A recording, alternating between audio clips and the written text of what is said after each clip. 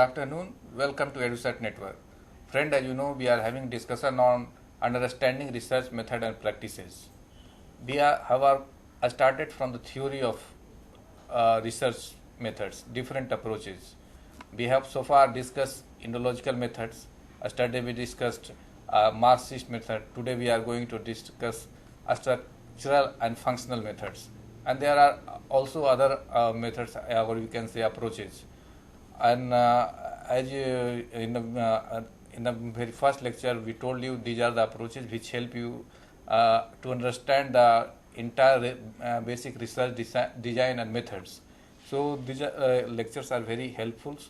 And for discussion on this very topic, we have in the studio the same resource person, Dr. Amit Sharma. He teaches sociology at Jawaharlal Nehru University, and he has also expertise in research method and research theory. So on your behalf, I welcome Dr. Amit Sharma for EduSat lecture on this very topic. Welcome, sir. Thank you very much. It is important to understand why I am discussing these approaches, Indological, Marxist, historical, evolutionary, structural, functional, or structural approaches, when the normal pattern in most universities, besides some central universities like Delhi University or JNU, is that whenever the term research method is spoken, people think that the research consists of an objective, a hypothesis, literature review, sources of data, chapterization, etc. But I would like to say bluntly, this is a very stupid way of looking at social research, which has become popular in majority of Indian universities because of colonial legacy. Most universities, unfortunately, do not take social research very seriously. You cannot conduct research unless and until you have a research paradigm. But mostly research paradigms are popular in natural sciences and physical sciences. Research paradigms do exist in social sciences at the advanced level. Otherwise, mostly a good researcher of international repute will begin with sociological theory. Sociological theory will give you the language through which you can conduct research. Then there is method. There are two types of method. One is the method to construct theory, and second is the method to do empirical research which gives us data. Then there is technique. Technique is collection of data from the field. Basically, it consists of two types, survey method and observation method. Now, most universities have introduced a course called Techniques of Social Research, which does not presuppose that the student will be aware with the theoretical issues or the methodological issues. Only in philosophy of science these things are taught. In philosophy of science there are three things which are very important for doing research. One is ontology or theory of reality. Second is epistemology, which is theory of knowledge. Third is methodology, that is the science of method. Within science of method, techniques of social research is taught. Therefore, I have been trying to give a background to doing social research. A researcher does not begin his or her research with an empty mind. He has to operate with a theoretical framework, and that framework guides the type of questions which the researcher asks from the respondents. The researcher does not ask each and every question which may be important from the respondent's point of view. Rather, the researcher asks a question which is pertinent or important according to his theoretical preference or methodological preference. Therefore, I have given my lecture on Indological approach in the beginning. Although Indological approach is a very important approach in India, but unfortunately there are not good books either in Hindi or in English about the Indological approach. There is only one book, Homo hierarchicus, written by the French sociologist Louis Dumont, which discusses Indology and sociology in the introductory chapter. But that is not sufficient to understand varieties of Indologies. In the same way, the Marxist method is popular in history, economics, political science, sociology, and social anthropology.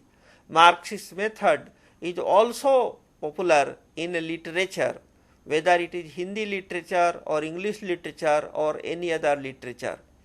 But a good introduction to the Marxist method is not found. In the same way, a structural functional method consists of three different types of varieties. One is the structural functionalism of A.R. Radcliffe Brown, the British social anthropologist. Second is functionalist approach of Bronislaw Malinowski. Bronislaw Malinowski was also practically a British social anthropologist. Then a structural functionalism is also associated with the name of American sociologists like Talcott Parsons and Robert Merton. Today, I would like to give light on the structural functional approach of doing social research. A structural functional approach is inspired by the writings of Emile Durkheim on the one hand and Herbert Spencer on the other. Now, the method which we had discussed yesterday, that is the Parsonian method, the Marxist method, is usually evolutionary as well as positivist. There is a positivist Marxism and there is a evolutionary Marxism. Both Marxisms are popular. Now, the difference between the Marxist approach and a structural approach, a structural functional approach, is the following. The positivist Marxism or the positivism of Auguste Comte or the positivism of Emile Durkheim considers that the method of physics is very useful for research in social sciences as well. In other words, the research methodology of social sciences should take inspiration, should take guidance from the method of the physicist. This was the view of the positivism. This was the view of Emile Durkheim in Rules of Sociological Method. This was the view of Karl Marx when he wrote Das Kapital. This was the view when Auguste Comte was trying to conceptualize sociological method for the new discipline which he fathered. Now, the structural functionalists of all varieties do not think like the positivist that the method of physics is useful in understanding society. Rather, they think that this is the method of biology and not physics which is useful for understanding society. The question is why? The question is very simple. The physicist is concerned with non-living matters. It is concerned with non-living phenomena. For example, the physicist is concerned with the study of light and heat. It is concerned with the study of the cosmos, the physical cosmos. and it can study the following by following a objective method which is not dependent on the respondent. For example, the light does not say in what way the physicist will study light. The heat will not say in what way the physicist will study heat. But the human beings will say how the sociologist or the historians or the economist is studying them. In other words, the human society is made up of living beings, and the living beings are as good as the researcher. There is not much difference between the researcher and the respondent, because both are living beings and both have their own perceptions, emotions, thinking and having. Therefore, the structural functionalist said that as the biologists study the living beings, in the same way the sociologist and the social scientist should study society, because society is also a social organism like the biological organism. Both are made up of parts and each part contributes to the maintenance of the whole. Therefore, the structural functionalist said that the human body is the metaphor through which the human society should be understood. As the hand and the leg, the eye or the nose is dependent on each other, as the left hand and the right hand are dependent on each other, in the same way different members of society are dependent on each other. Therefore, Radcliffe Brown said we should study a society, a social structure, by understanding the relationship between different parts, different component parts, and we should also focus on the contribution made by each part to the maintenance of the whole. This view of Radcliffe Brown is not shared by the sociologists like Robert Merton. Robert Merton is an American sociologist who follows the method of Talcott Parsons.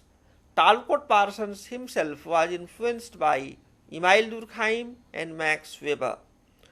Max Weber has given a method which is understood as Verstehen method. It is known as Verstehen method. This is a method which claims that the human sciences should have their own method to understand the human society. In sciences, in natural sciences or physical sciences, there is emphasis on explanation. They try to explain social phenomena by maintaining a relationship between the cause and effect. There is a causal relationship between the cause and the effect. There is a cause of everything which exists in the world. Now, this view of positivist like Durkheim is not shared by the structural functionalist or Max Weber. Max Weber says that we cannot explain social phenomena in terms of cause and effect. Rather, we can understand social phenomena by having the subjective meaning of the social actors into account.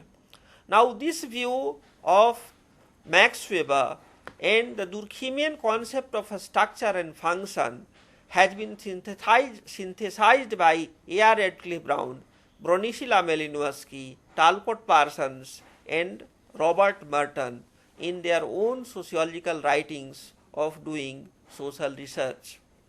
Now, what is the difference between the social anthropology of Radcliffe Brown, for example, or Robert Merton? This is very interesting that British sociology does not follow a structural functional method.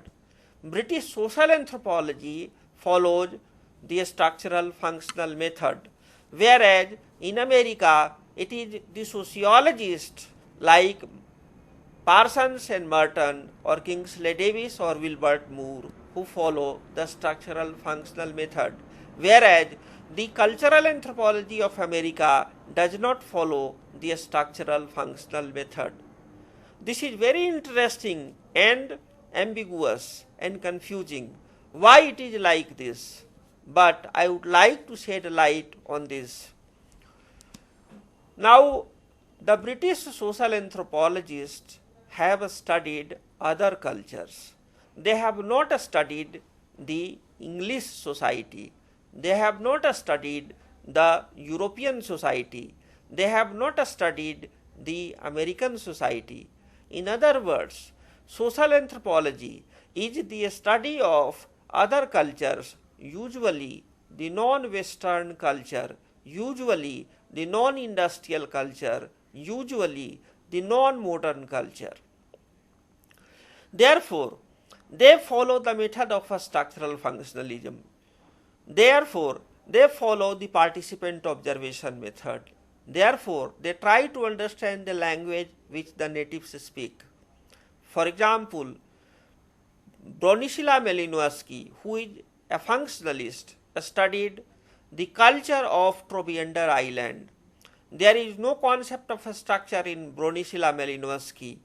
Bronislaw Malinowski tried to understand the culture of Trobriand Island from the natives' point of view. He spent almost 12 years in the Trobriand Island. He tried to understand the language, the custom, the mores, the laws, the values and norms. Now what the sociologist does? The sociologist, like Parsons and Merton and their followers, study the modern society. They study their own society, American society.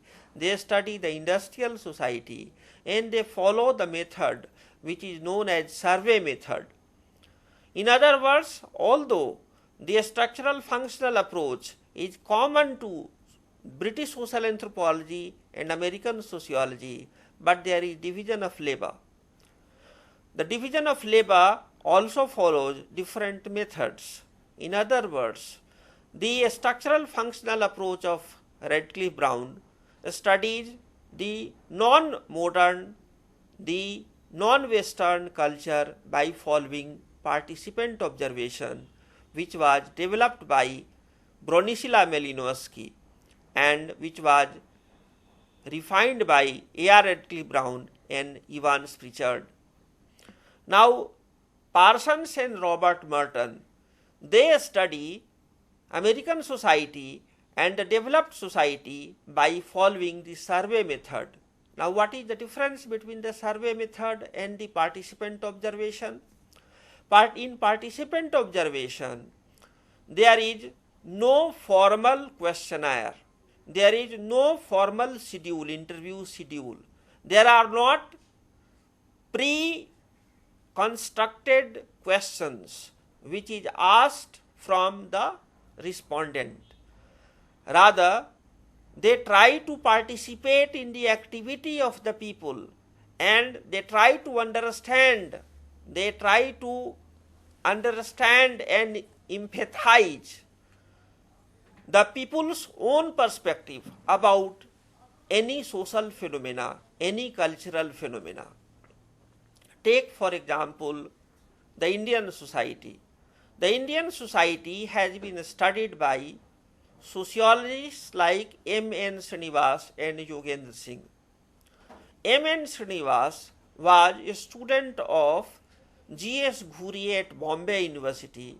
Later on, he went to England and studied under A.R. Radcliffe Brown and Evans Pritchard. He has studied the village life in India. He has studied the Rampura village and he has studied basically village, joint family and caste system in the beginning. Then he wrote a book, Social Change in Modern India, in which he discussed the processes like Sanskritization and Westernization. He discussed the processes like secularization and democratization. In other words, he discussed the process of modernization of Indian society. he has studied both the structure of the Indian tradition, and according to Srinivas, the structure of Indian tradition is centered around three institutions: the institution of a village, the institution of joint family, and the institution of caste. Now he said that there is change in modern India in these three institutions. The institution of village is changing, the institution of family is changing, and the institution of caste is also changing.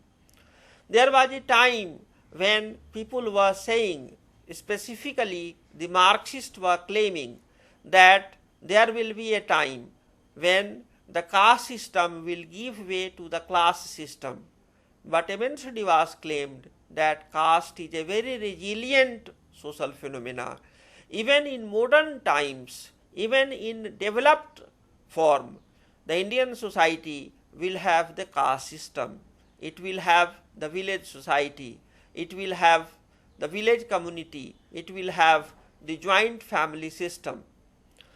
The follower of M.N. Srinivas like A.M. Shah have studied the household dimension of Indian family, and he has differentiated between the household and family. Household is the residential unit, whereas family is a cultural norm. All the Indians by definition live in joint family, but they do not necessarily live in the same household. For practical reasons, the same members of the joint family may live in different households, either in the same village or in different villages, or in towns as well as in villages. In other words, M.N. Srinivas and A.M. Shah and their disciples tried to study how Indian society has been structured over the years and how the change is taking place. He said that the two processes of Sanskritization and Westernization are sufficient to explain change in Indian society. Now, what is Sanskritization?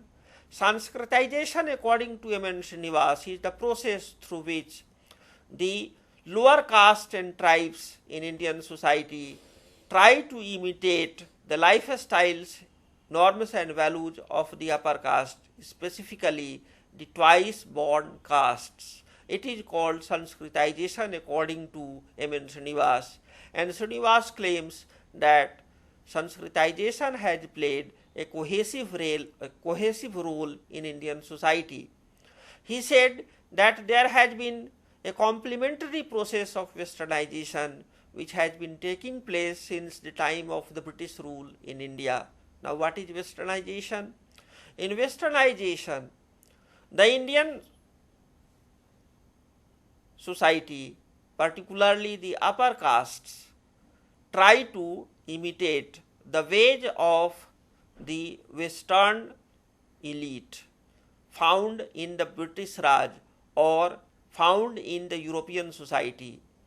Initially, this process was limited to imitation of the British families living in India.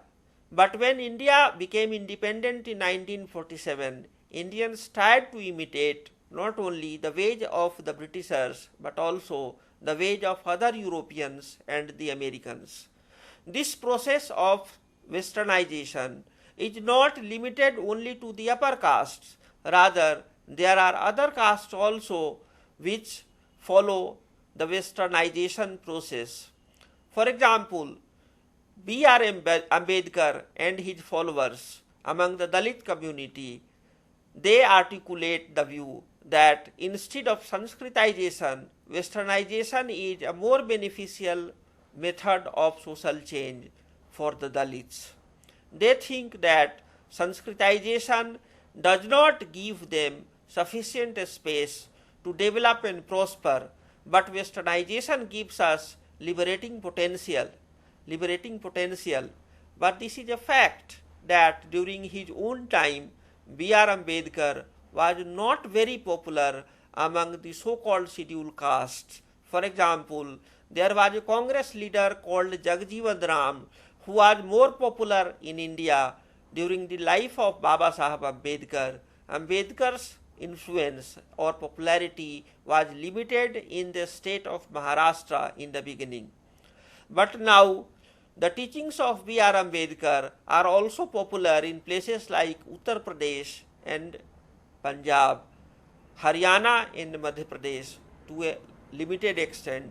But the influence of Jagjeevan Ram, influence of Raidas, the medieval poet, saint, or the influence of Narayan Guru, a saint from Kerala, is also important.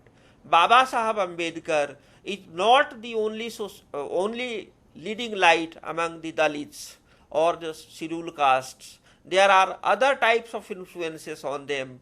Baba Saheb Ambedkar himself came from a family which was a Kabir Panthi. The scheduled castes in India are influenced by the local saints, and these examples of Raidas, who was a person from UP, or Kabir, another person from UP, are very influential in North India. Baba Saheb Ambedkar and his new religion, Buddhism, is also spreading among the Dalits or the scheduled castes. But the influence of Narayan Guru or Ravidas or Raidas or Kabir is equally important, if not more important. And the Congress leaders like Meera Kumar try to claim this.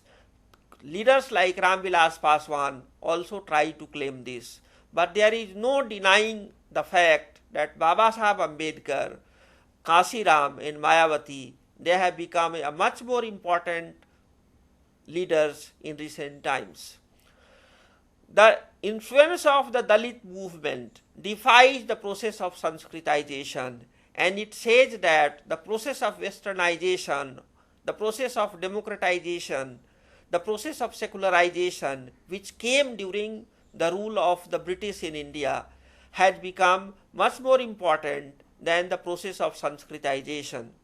But there are other sociologists and social scientists who think that the process of Sanskritization is still going on. For example, the OBC castes have become much more important politically in recent times, and they follow the process of Sanskritization. Therefore, we have a scenario where the upper castes are imitating the Western ways. The OBC are by and large imitating Sanskritization, and the Dalits are divided. The Dalits are following Westernization as well as Sanskritization. There are also some Brahmin castes who are following Sanskritization. Within the same family, you will find that one member follows Westernization and the other member follows Sanskritization. Therefore, Srinivas says that Sanskritization and Westernization, they are not opposite to each other, rather they are complementary to each other, and together they change the Indian society. Some sociologists have said that this change of Sanskritization and Westernization gives only the positional change in Indian society. This changes the self-perception of the people in Indian society, but the structural change does not take place. To some extent, this is the fact that Sanskritization is basically change in the self-perception of the people, which may or may not be shared by the caste higher to the concerned caste or the lower to the concerned caste. In other words, for example, we find some castes like the Gonds, which were earlier tribes. They claim that they are Kshatriyas. There are Jats in Haryana, Western UP and Rajasthan who claim that they are Kshatriyas. Now this claim of the Jats or the Gonds may not be shared by the Rajputs or the Thakurs. It may not be shared by the Yadavas. Yadavas also claim that they are Kshatriyas. Therefore, the claim that we are a superior caste is followed after Sanskritization. Now, Westernization is a different type of social phenomena. By westernization, you do not try to imitate the upper caste, you do not try to Sanskritize, rather, you try to democratize, you try to become wealthy. For example, wealth was traditionally important for the Vaisya castes or the Vaisya Varna. Now, wealth has become important for all the castes, for all the Varnas. This is the influence of the Western culture, where money had become the most important factor of social prestige and social power. Traditionally, this was not found not only among the Hindus but also among the Muslims and the Christians. For example, among the Muslims, traditionally the Kshatriya castes were more important. Kshatriya caste means castes like Pathans, caste-like groups like the Sayyids and Sheikhs. They were more important. They were either priestly castes or Kshatriya castes. But now the merchants or the businessmen have become much more important among the Muslims as well. This is also a process of westernization among the Muslims. The same is true among the Hindus also, among the Christians also. The wealthy people have become much more important. Now, the question of the means has become less important than the question of ends. It is not important how you have gathered money, how you have acquired wealth. The wealth speaks in its own language. The wealthy people are finally accepted as superior, and they are also accepted as respectable people, although their methods and means of acquiring wealth may not be important. For example, it is a fact that corruption is very rampant in Indian society, at least during the modern period. Most modern people have acquired wealth not by hard work, not by honest means, but by following foul means, by following corrupt means. But once they become rich, they try to influence people through their power of wealth. This is a very undesirable trend which is developing in Indian society, but this is one of the aspects of westernization and democratization. Now there is another sociologist, for example, Yogendra Singh or Y. Singh, who follows not Radcliffe Brown but Talcott Parsons. He has written a book, Modernization of Indian Tradition.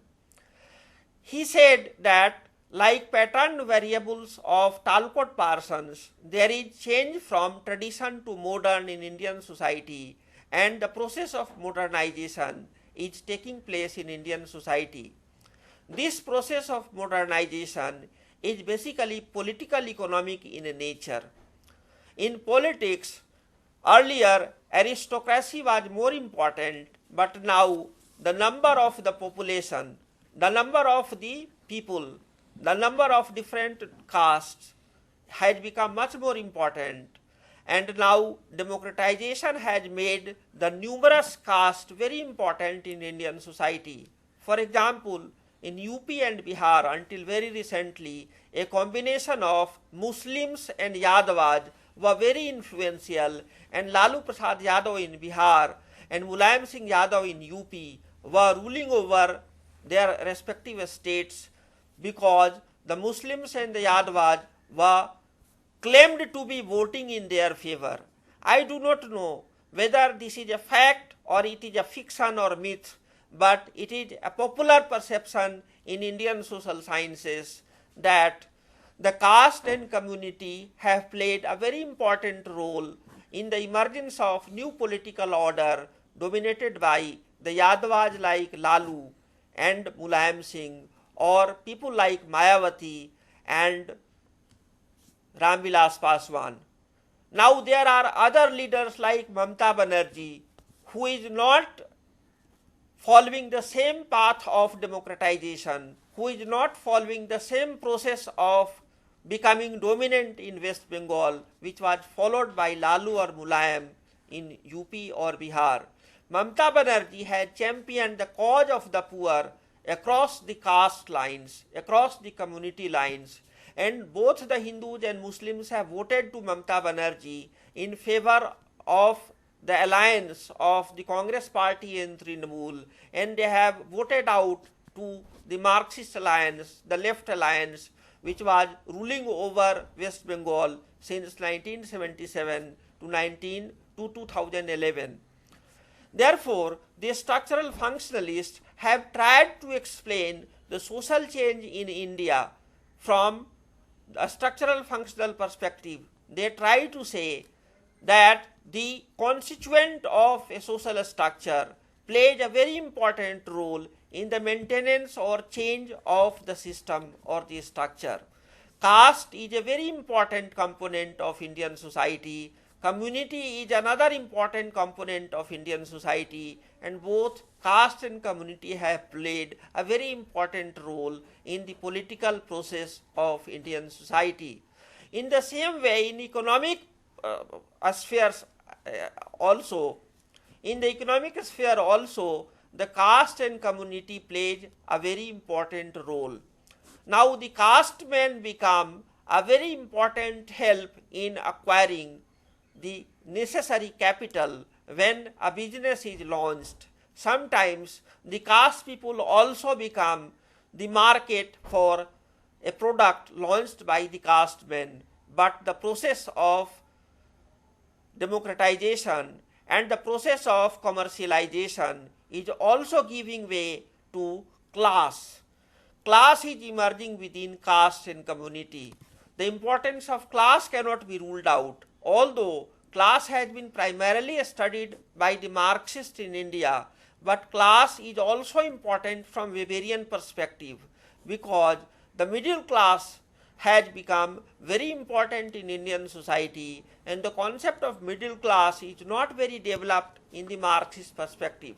Therefore, the emergence of middle class in India has been explained by following the method of Max Weber, and this method has been combined with structural functionalism as a complementary method to study the changes which are taking place in Indian society. This is in brief the structural functional approach in Indian sociology, which has become influential in other social sciences as well. Now we will discuss in brief the structural approach developed by Claude Lévi-Strauss in France and extended to Indian sociology by Louis Dumont. Claude Lévi-Strauss claimed that the method of biology or the method of physics is not useful for the study of Indian society. The method of physics was used by the positivists. The method of biology was used by the structural functionalist. Lévi-Strauss claims that the method of linguistics, the science of language, is very important for the study of human society, because human relationships are very similar in structure to the linguistic structure. A sentence consists of different words. In the same way, a social relationship consists of different people.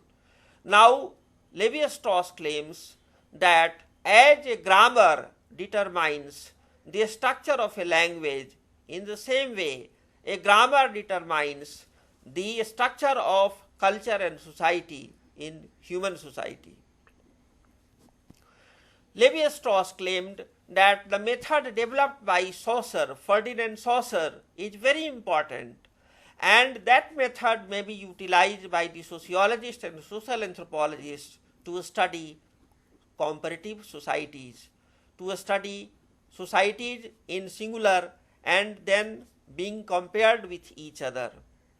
Now, the question is, why Lévi-Strauss is talking like this? There are three reasons. One, because he thinks that the human society is neither like the physical objects nor like the human beings or the human organism. Rather, the human relationship or the human society is like the language. As we write different sentences as per our wish, although we follow the rule of the grammar. In the same way, we establish our own social relationship by following the social norms. There is enough creativity which is available to a social actor in constructing relationship, in maintaining relationship, and Levi-Strauss thought that this method will revolutionize social sciences. The second factor was that Levi-Strauss said both the structural functionalists as well as the positivists both maintained with some sort of evolutionary method where they arrange traditional society at the lower bottom and they arrange the modern society at the higher stratum. They try to claim that the traditional is inferior and the modern is superior. They try to claim that the rural is inferior and the urban is superior. They try to claim that agricultural is inferior and industrial is superior. Levi-Strauss does not believe in this type of superiority or inferiority. He said that all human societies are like one. They have differences, but these differences are not qualitative. Each society is constituted or constructed according to its own inner logic, and it may be different to the other society, but it is not necessarily inferior.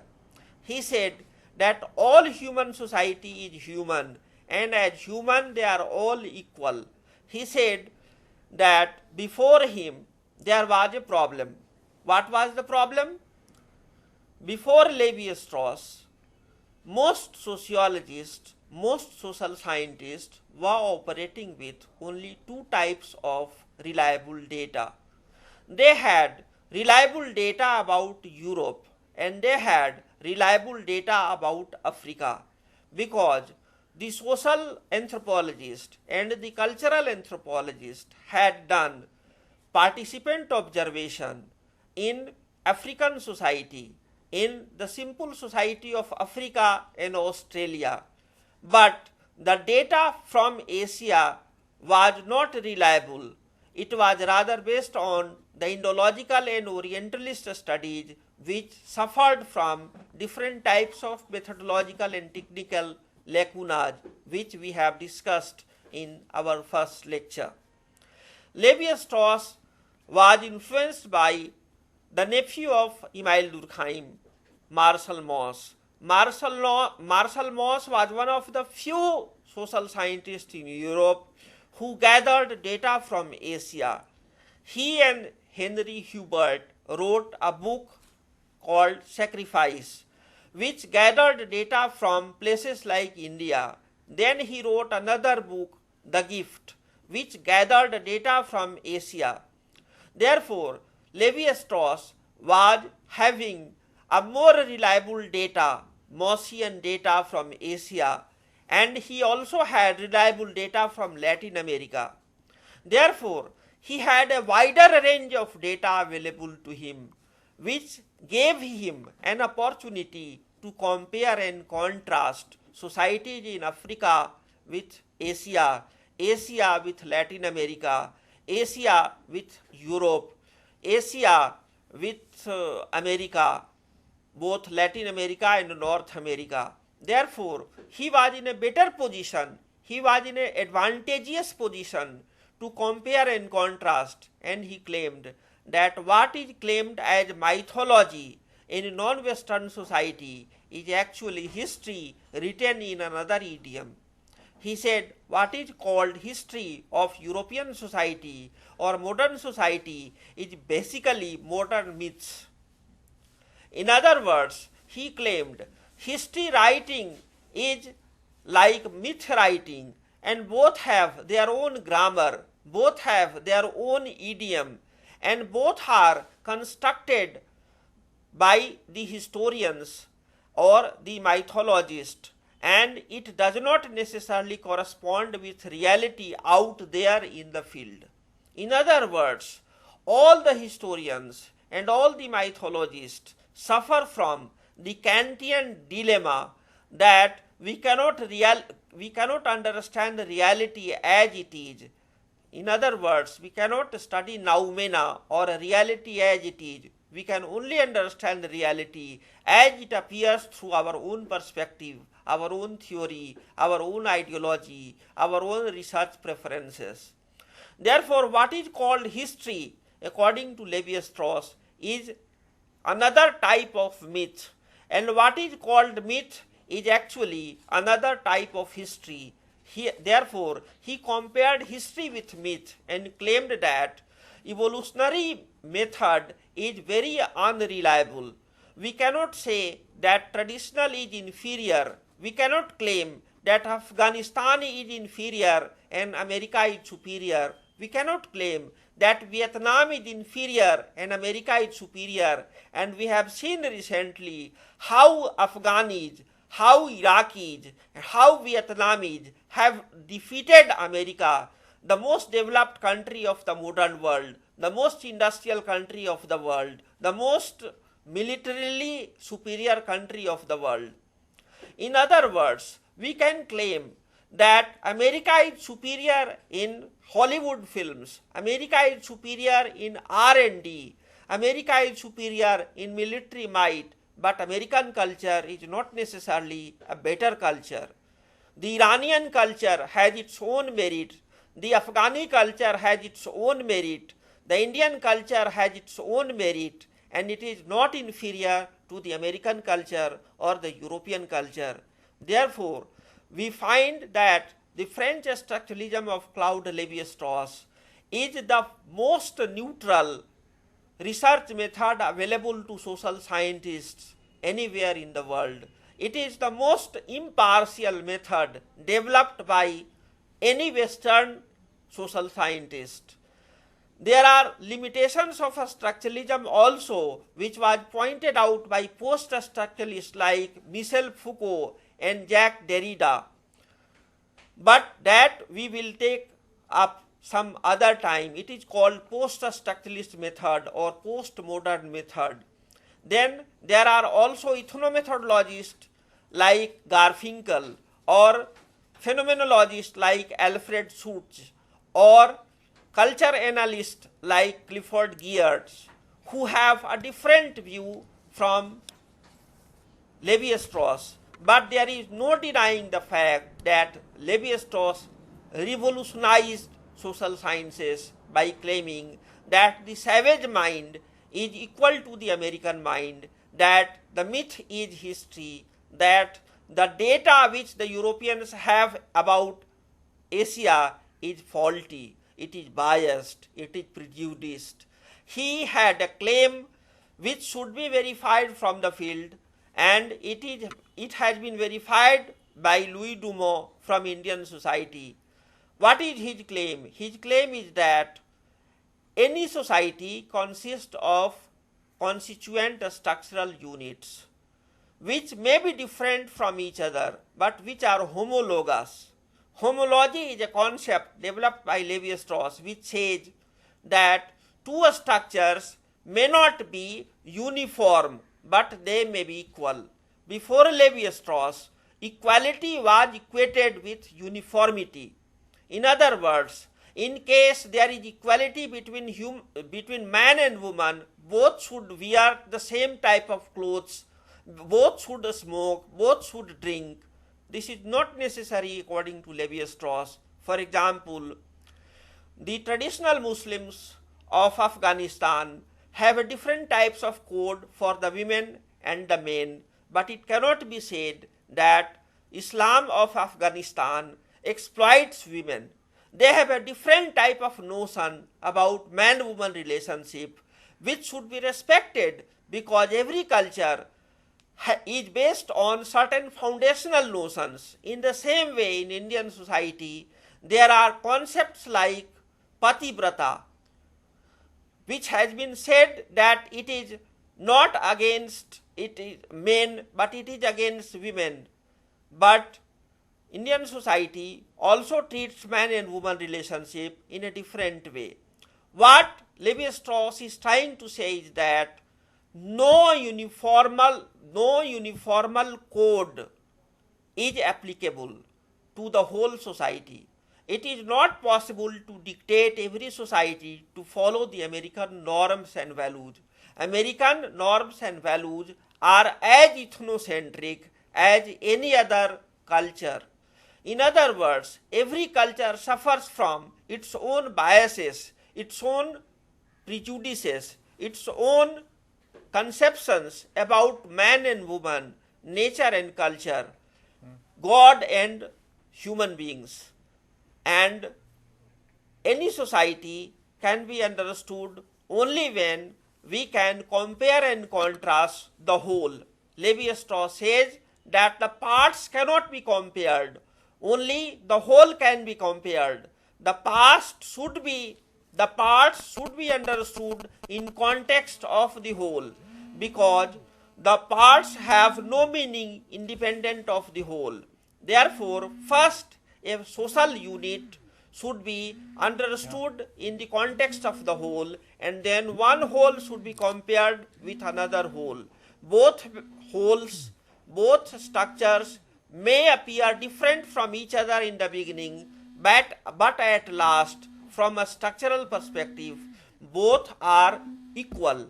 Both may not be uniform, but both are equal. It is called homologous according to Levi-Strauss. I will stop here and invite questions. Okay, we have questions, but by the time we get connect to our viewers, I would like to say that you have well illustrated how facts can be distinguished from the perception and also myths. Like giving the example of Sanskritization, you said that which race is superior to others, which caste is superior to others. The students can easily find it out. The same way you said that this Muslim and Yadav voted for the particular party or not, it could be a certain, it could not be taken as a truth by the researcher. One must distinguish first and go for the research whether this is truth or not. Yeah. So, well illustrated how students can distinguish between the facts and the perception and myth. So, well, I invite a question from the students and welcome friends. Please ask your question. Good afternoon, sir. Good afternoon. Sir, my question is, you quoted at last the term that American society is currently ethnocentric. During the lecture, you also quoted it is the most renowned and refined culture. How can you defend this term? Can you repeat your question? Can you repeat your question, please? Sir, during the lecture, you quoted the term that American society is ethnocentric. Okay. But during your lectures, you quoted America, or we can say the West is most refined. So far as our cultural component or sociological thought is concerned, how you can, or you are going to defend these two terms in an amalgamation in a single lecture? So please. One is what his question is, he's asking, you quoted that American culture is ethnocentric, and the other part is we are not understanding what is some contrary statement. You said that one side of the ethnocentric and the other most revered or the most refined countries. How it could be there? I think the confusion arises because we are comparing two methods. According to a structural functionalism or according to Marxism, the American society is a developed society. According to a structural functionalism or according to Marxism, American society is a developed society. According to Marx, capitalism is developed, it is desirable in contrast to feudalism, in contrast to ancient society. Capitalism is inferior to socialism, but the socialist society was not available to Karl Marx. Karl Marx died in 1883. Now, this view of a structural functionalist and Marxist is disputed not by me but by Claude Lévi-Strauss, who is a champion of structuralism. He is claiming, or ethnosociologists like Makim Marriott are claiming, that every society or every culture is equal. Every society or every culture is equal. One society cannot be compared with another society in evolutionary framework, where you give a lower status to traditional society. Every society suffers from ethnocentrism. This is the view Lévi-Strauss is trying to claim. This is not my claim. Okay. So due to different method apply a study different way. In case you follow different methods, you will come to different conclusions. Yeah. Lévi-Strauss is only claiming that compare and contrast those two society without thinking which is superior or which is inferior. Yeah, like when we study the Society of India from the... Okay, let us take question first. Please ask your question, friends. Sir, my another question is, we have discussed the various techniques here. We can say research techniques or approaches, structural functional method, or we can say positivistic method. And also doing these techniques, the conduct or execution of these techniques, we are using, you quoted here, the ontological thought, epistemological thought, and methods. Is it possible to use these three techniques, ontological, epistemological, and the methods, in these entire approaches? And what is the basic crux or technique in the epistemological approach or technique? Okay, as you talked about the various techniques like ontology, epistemology, and the other is the methodology. So, what is the crux of it, and when one can apply which techniques? A combination of technique could be applied. How a researcher can identify this? Observation is a qualitative method. It does not rely much on quantitative techniques. In contrast, the survey method is dependent on quantitative techniques like statistics, mean, median, mode, etc. But this type of research is possible only when the literacy rate is very high. In a society which is not much literate, the qualitative methods are much more reliable. In a society which is literate, you can apply quantitative methods as well, but there is a problem in quantitative method.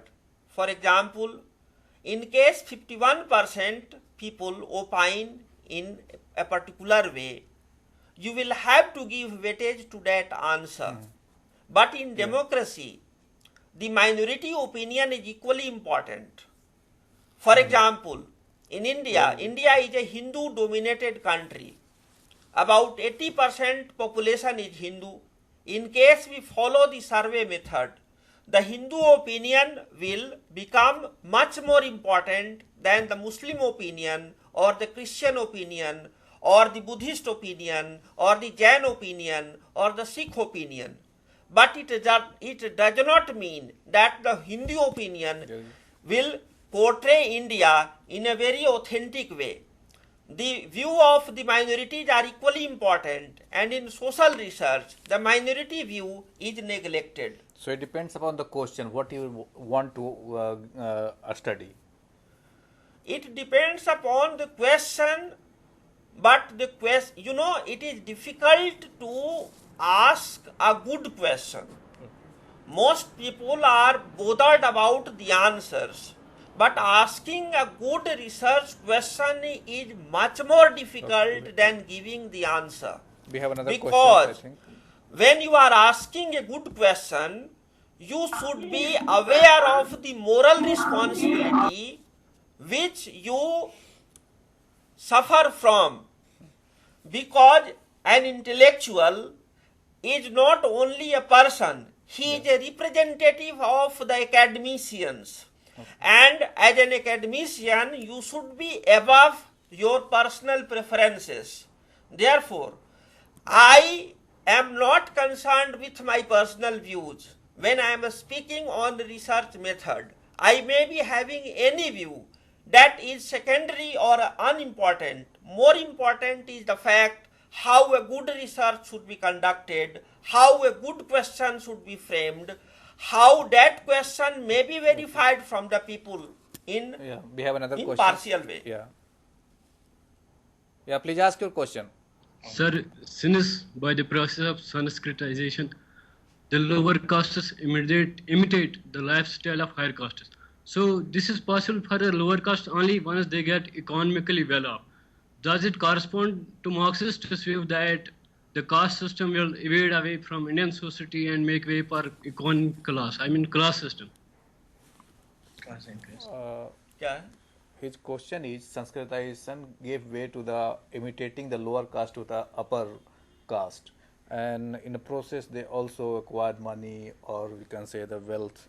So how could be what I do understand by the how you could explain this by the Marxist approach?